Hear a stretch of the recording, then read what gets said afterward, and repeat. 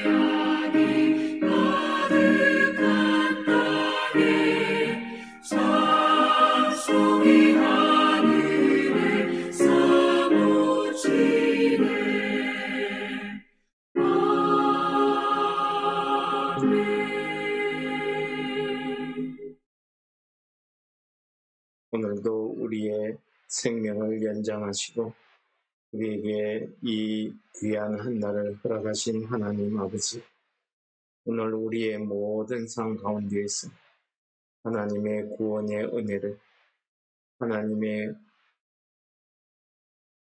그 크신 능력을 우리 입술로 찬송하는 복된 한날이 되게 도와주시옵소서. 성령께서 우리 심령 가운데 주님 주시는 그 큰 기쁨으로 우리 입에서 하나님 아버지를 찬송하는 찬송이 늘 흘러 넘쳐나요. 은혜가 우리에게 있게 하여 주옵소서. 예수님 이름으로 감사 기도드립니다. 아멘. 오늘 말씀은 시편 65편입니다. 하나님이여, 찬송이 시온에서 주를 기다리오며 사람이 소원을 주께 이행하리이다. 기도를 들으시는 주여, 모든 육체가 주께 나아오리이다.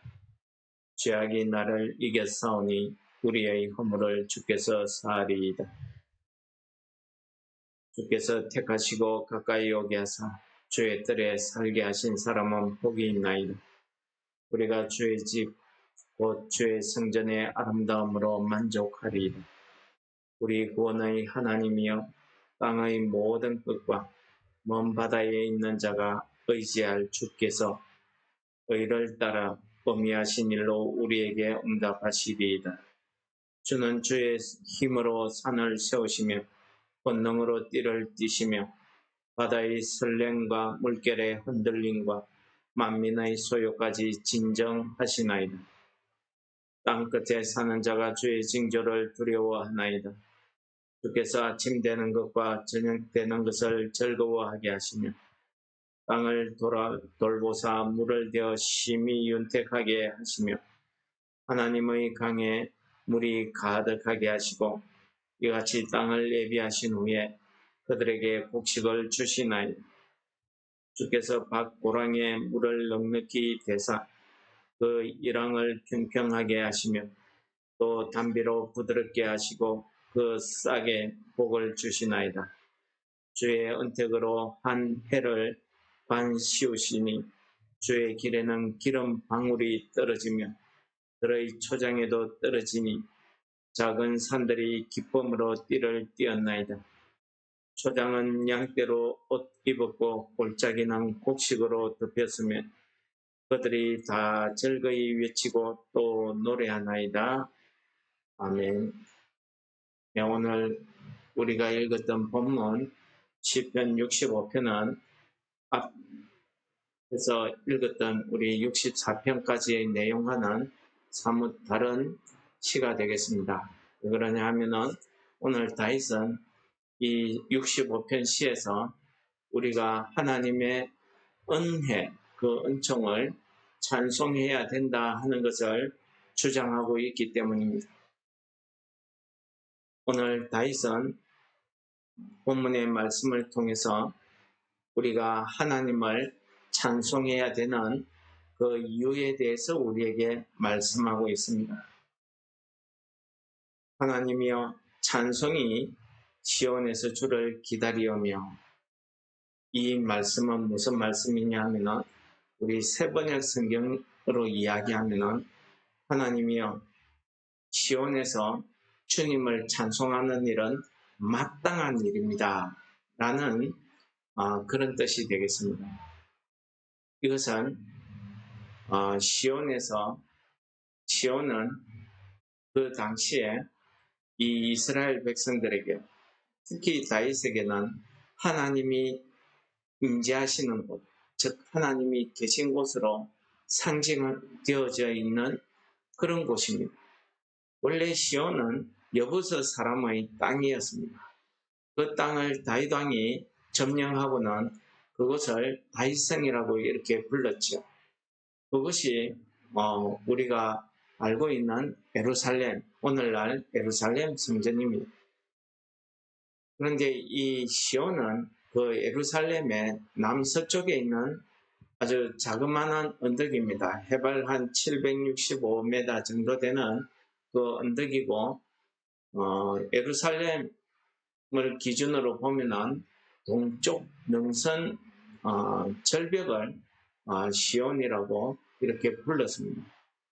그것이 다윗 시대에는 그 일대의 동쪽 능선 전체를 시온이라고 불렀고, 솔로몬 시대에는 그것을 중심으로 해서 더 넓은 곳, 즉 모리아 산까지를 다 시온이라고 불렀다고 합니다. 그 모리아 산이 어디입니까? 아브라함이 자기 아들 이삭을 제사 드리려고 했던 그곳 아니겠습니까? 그러다 보니 이 시온은 이스라엘 사람들에게 예루살렘을 상징하는 그런 뜻이 있습니다. 또 시온이라는 것이 왜 이렇게 다윗에게, 이스라엘 백성들에게 중요하냐면은 다윗이 그 시온이 있는 그 예루살렘 성전에 성전이 완성되기 전에 하나님의 언약궤를 이 예루살렘에 가져왔기 때문에 하나님의 언약궤가 있는 곳, 즉 하나님의 언약궤는 이스라엘 백성들은 그곳이 하나님이 계신 곳이며 그곳이 하나님의 말씀이 있는 곳으로 생각했습니다. 그렇게 믿었습니다. 그렇기 때문에 그곳은 하나님이 계신 곳이었습니다. 그런데 이곳을 시온이라고 불렀습니다. 그렇기 때문에 이스라엘 백성들은 지금도 시온을 이야기하면은 그곳에는 하나님이 계신 곳, 하나님의 말씀이 있는 곳, 이렇게 생각하고 있는 것입니다. 시편 뒤에 가서 137편이나 이런 부분들을 읽어보시면은 그들은 바벨론 포로로 끌려갔을 때에 우리가 바벨론 강가 여러 곳에 앉아서 시온을 생각하며 슬피 울었다라고 이야기합니다. 지금도 이스라엘 백성들은 이 시온 이야기하면은 하나님이 임재하고 하나님이 계신 곳으로 생각하고 있습니다. 계시록에서는 이 시온을 하나님의 도성, 새하늘과 새 땅이라고 이렇게 표현하기도 합니다. 그러므로 오늘 다윗이 시온에서 찬송이 시온에서 주를 기다린다. 이건 무엇입니까? 하나님이 계신 곳에서는 찬송이 흘러나온다. 찬송을 부르는 것이 마땅하다. 그런 뜻이 되겠습니다. 오늘 다윗이 이렇게 이야기하는 이유는 오늘 본문 말씀해 보시면은 모든 육체가 하나님 앞에 나온다.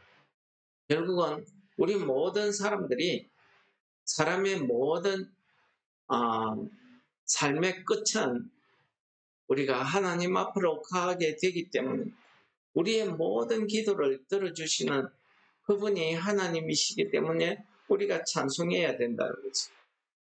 비록 우리가 연약해서 죄를 지은 상태라 할지라도 우리의 허물을 사해 주시는 하나님을 우리가 찬송해야 된다는 것이죠. 그리고 이렇게 하나님께서 택한 사람은 복이 있다는 것입니다. 왜 복이 있습니까? 시온, 그 하나님의 뜰, 하나님의 집, 그 주의 집, 주의 성전, 이곳에 살고 있기 때문에 복이 있다는 것입니다. 하나님 주의 집, 주의 성전, 주의 뜰에 살고 있는 이 사람은 그들에게 하나님께서 구원의 큰 기쁨, 사죄의 은총을 허락하시기 때문입니다. 그러므로 그곳에서 그 시온에 거하는 사람들 입에서는 하나님을 찬송할 수밖에 없다는 것을 이야기하고 있죠. 그러나 오늘 다윗은 하나님의 구원의 하나님, 이 세상을 창조하신 창조주 하나님을 우리가 찬양해야 될 것을 5절, 6절부터 8절까지 계속 이야기하고 있습니다. 무슨 말입니까? 온 세상이 다 하나님의 영광을 드러내며 찬송하고 있더라는 것입니다. 우리가 아무리 반대하고 그렇지 않다고 주장해도 온 세상 만물은 다 하나님의 권능을, 하나님의 다스리심을 창조하고 찬송하고 있다는 것이죠. 주의 영광을 드러낸다. 이렇게 표현합니다. 특히 오늘 9절에서부터 우리가 12절까지 보시면은 농사 짓는 일에 하나님의 은혜, 은총이 베풀어지더라는 사실을 시적으로 표현합니다. 땅을 돌보시고 물을 대어 윤택케 하시고 물을 가득하게 하시고 땅을 예비하신 후에 그들에게 곡식을 주시다. 물론 농사는 농부가 짓습니다만은 그 당시에는 비가 오지 않으면 물이 없으면 아무리 농부가 노력을 해도 곡식을 얻을 수는 없는 것입니다. 그런데 하나님의 그 강에서 물이 가득하게 한다. 그 하나님의 은혜, 은총이라는 것입니다. 밭고랑에 물을 넉넉히 대시는데 얼마나 넉넉히 대시냐면 이랑과 이랑 사이가 평평할 정도로 물을 충분히 대시고 담비로 그 흙을 부드럽게 해서 부드러운 흙에서 싹이 돋아나게 하는 이 기쁨을 주셨다는 것입니다. 이것을 표현할 때에 뭐라고 표현합니까? 주의 길에는 기름방울이 떨어지더라. 들의 초장에도 떨어지고 작은 산들에도 기쁨으로 띠띠었다. 기름방울이 무엇입니까? 하나님의 은혜, 그 기쁨, 그 감사를 표현할 때에 기름으로 표현하는 것입니다. 하나님의 영광을 표현할 때에 감난기름으로 우리가 표현하지 않습니다. 결국 오늘 65편에서 다윗은 우리가 하나님을 찬송해야 되는 그 이유가 하나님께서는 우리를 죄에서 구원하시는 구원의 하나님이시기 때문에 우리가 찬송해야 돼요. 그렇지 않다 할지라도 이 온 세상 우주 만물을 창조하시고 다스리시는 하나님의 영광, 그 능력을, 하나님의 승리를 온 만물이, 우주 만물이 찬송하고 있다는 것입니다. 세 번째는 무엇입니까? 우리가 하는 이 일에, 지금 시편 65편에서는 농사를 이야기했지만 우리 하는 일에 하나님의 그 영택한 기름과 같은 그 은혜의 단비가 풍성히 쏟아지면 얼마나 우리의 삶이 기쁨으로 넘치겠습니까? 그것을 기쁨으로 띠띠었다 이렇게 표현하고 있습니다. 초장들은 양떼를 입었고 골짜기에는 곡식으로 덮였으니 다 즐거이 외치고 노래하나이다. 그렇습니다. 이것이 복 있는 사람들의 삶의 모습이라는 것을 다윗이 이야기하고 있는 것입니다. 이런 사람들의 삶의 모습을 오늘 본문이 한마디로 이야기하는데 그것은 시온이라고 이야기했던 것입니다. 즉 무슨 말씀입니까? 찬송이 시온에서 나온다는 것은 시온, 즉 하나님이 임재하신, 하나님이 내 심령 안에 계신다고 하면 내 자신이 시온인 것입니다. 예루살렘만 시온이 아니고 하나님의 성령이 내 심령 안에 있다고 하면 나는 시온이라는 사실을 이야기하고 있는 것입니다. 그래서 신약 성경에서는 무엇이라고 이야기합니까? 우리는 하나님의 성전이고 우리 안에는 거룩하신 성령이 계시기 때문이라고 이야기하지 않습니까? 그렇습니다. 우리의 심령 안에 하나님이 계심으로 우리의 입에서는 하나님을 찬송하는 찬송이 기름과 같은 그런 은혜로 복으로 흘러 넘쳐 나온다는 것입니다. 얼마나 찬송이 흘러 넘쳐 나오면 즐거이 외친다, 노래한다 이렇게 부르겠습니까?